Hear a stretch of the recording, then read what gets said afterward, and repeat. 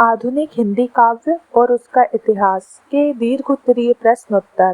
पहला प्रश्न, सूर्यकांत त्रिपाठी निराला छायावाद के प्रतिनिधि कवि हैं, सिद्ध कीजिए। उत्तर, हिंदी में जिस कालखंड को छायावाद के नाम से जाना जाता है वह देश के राष्ट्रीय सामाजिक पटल पर अत्यंत तीव्र गतिविधियों का समय था।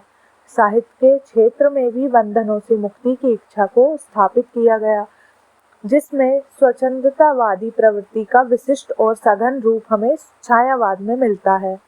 छायावाद के सर्वाधिक सशक्त विद्रोही और स्वच्छंदतावादी दृष्टिकोण वाले कवि का नाम है सूर्यकांत त्रिपाठी निराला।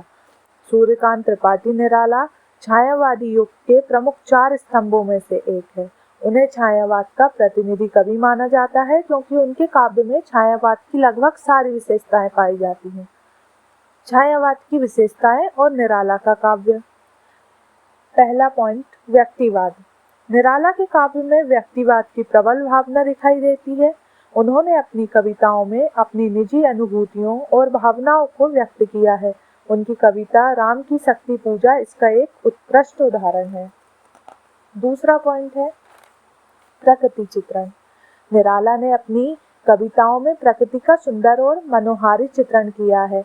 उनकी कविता में प्रकृति निर्जीव पदार्थ की तरह अंकित नहीं है, बल्कि वह सजीव व प्राणवान है। निराला के शब्दों में भी संध्या का भावपूर्ण चित्रण है। तीसरी इनकी विशेषताएं हैं रहस्यानुभूति का काव्य। निराला जी वेदांत दर्शन से अधिक प्रभावित थे। वे भक्ति को सर्वोपरि मानते थे। पंचवटी प्रसंग में उन्होंने मुक्ति और भक्ति पर गंभीर विचार किया है और इस कविता में उन्होंने भक्ति, योग, कर्म, ज्ञान आदि का समन्वय करने का प्रयास किया है।